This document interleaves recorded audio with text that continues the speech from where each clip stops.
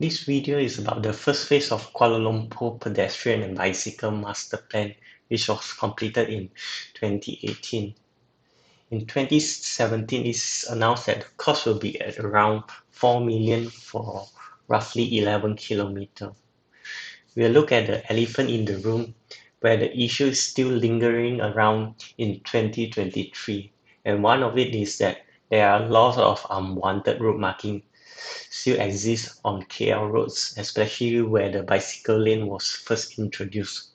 We'll look at how it happened, why it happened, and what it means for the future road for Kuala Lumpur. In order to understand why there are so many unwanted road marking in Kuala Lumpur, Malaysia, we first need to look at the regulation or rules pertaining road markings that everyone must comply for Malaysia roadwork. We have our standard specification for roadwork under section 6.3.14, removal of road markings. We saw in general the unwanted road markings shall be removed from the pavement in such a way to avoid any possible confusion. The contractor shall remove the road marking completely by blasting, grinding, scraping, burn off, or jabbing action. Removal by painted over with paint of a color to closely match the surrounding road surface shall not be allowed. We also have our Arahan technique Jalan 2D. Any road marking and delineation which are no longer applicable and may create confusion shall be removed or obliterated. All the instruction or standard specification are quite similar to our neighboring country. For example, in Singapore, there are LTA. Black paint shall not be used over existing road lines.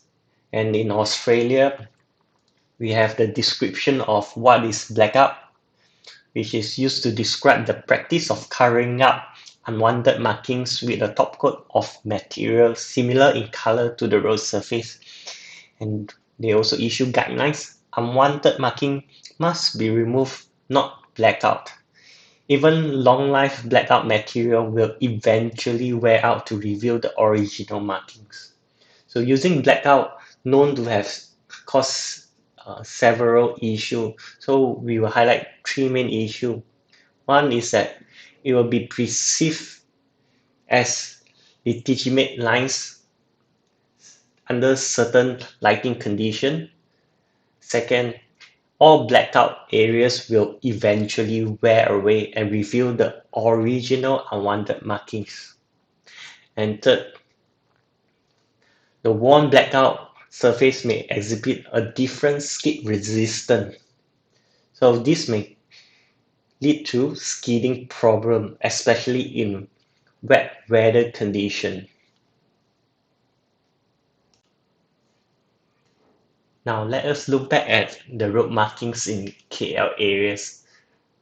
Upon completion of bicycle plan in 2018, the five methods that have mentioned in JKR document for the removal of road marking process was not being carried out, and the specific violation and prohibited method is being done by DBKL, which is painting over the existing road marking with a color that's similar to the road.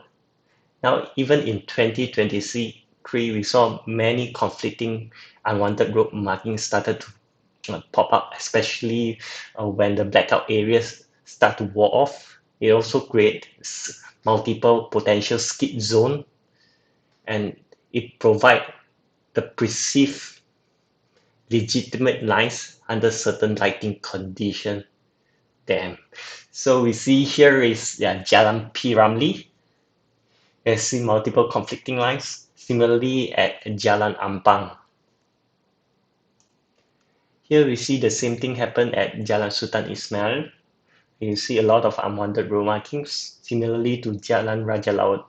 Here we can see in between 2020 and 2021 when they repainted the bicycle lane, they also painted over with paint of color to closely match the surrounding road surface. Although based on Malaysia's standard, we specifically say shall not be allowed, and that is what DBKL has been doing like all the time. If one wonder, does Malaysia did not do a bicycle path study in Malaysia prior to implementation? This is simply not true.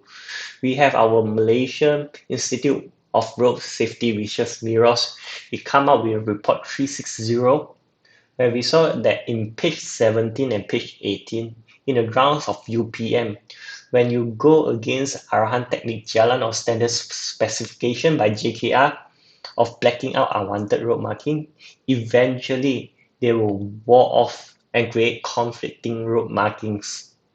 The ironic is that in the reference, there are JKR Malaysia, Arahan Technique Jalan number 10, and in this document, section 7.1 road markings, it refers back to Arahan Technique Jalan 2D, Manual on Traffic Control Device, Road Markings and Delineation. And in general principle, section 1.3, road markings and delineators no longer applicable shall be removed or obliterated. And in the material 2.1, paint. Paint is best used in situations and on roads where the markings are not subjected to heavy traffic wear. Even in the grounds of university, we saw that the blackout areas started to wall off, and this is worse when you implement it in a public setting, which is at KL areas. The ironic about that research report is that part of it is conducted in University Putra Malaysia, which is a public research university. That university also provided highway and transportation engineering. Now, it is quite concerning when even in public setting, we have a implementation that go against our JKR standard. And we saw that a lot of the blackout areas from Google Street started to wall just within 1 to 2 years time. If we observe one of the location in the university between 2014 and 2021, we saw that we come back to square one. This is the consequences of not following Malaysia road marking safety and regulation. So this road marking doesn't provide any guidance, warning or information to the road user. There is another report from Miros, which is number report 338. In page 17 and page 28, we are able to observe the biggest elephant in the room, which this time around is from a different party, which is DPKL, who black out the unwanted road markings. And if you Google Street or you were there in 2023, you are still able to observe all the blackout areas that they committed. Some have been already walled off, especially in KLCC areas. The ironic facts come from the referencing on the Mirror study. Here in page 33, we saw Guide for the Development of Bicycle Facility from American Association of State Highway and Transportation Officials. In the document, it reads, roadway retrofits for bicycle facility are best accomplished as part of a repaving or reconstruction project. These provide a clean slate for the new marking pattern, eliminating traces of the old lines that remain visible when pavement markings are either painted over or rounded off the roadway surfaces. A bicycle plan helps provide transportation department to implement or improve bikeways and make other improvement to bicycling condition as part of their routine roadway maintenance and 3R activities. However, this was not done. We not only did not DBK not only did not follow our Malaysia regulation of safety standard, they simply go against it and create unsafe condition for both cyclists and road user. Here we also see another referencing from Harrow. So Harrow is from New Zealand Roadmakers Federation. This organization also issue a documentation for line removal guide. where it explains what is blacking out. And also, unwanted markings are to be removed permanently, not black out.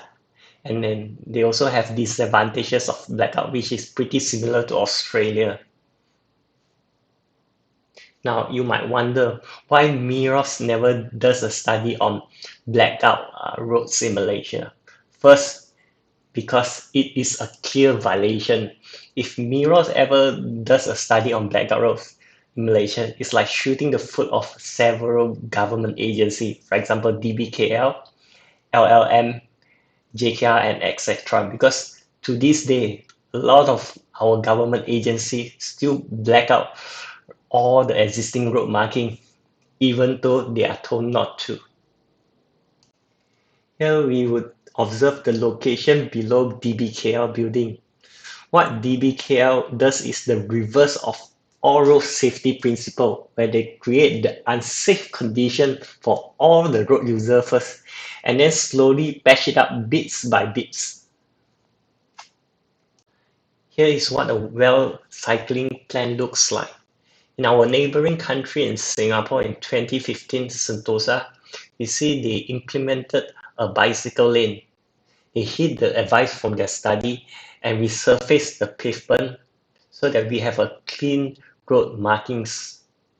And even though Singapore is fairly a small country, we see they still have spaces to squeeze in a bicycle lane so that it is safe both for the cyclist, pedestrian, and also the road user. Malaysia road marking is quite messy and out of compliance because most of the wrongdoing is committed by our government agency. For example, we have LLM, we have our local and state government.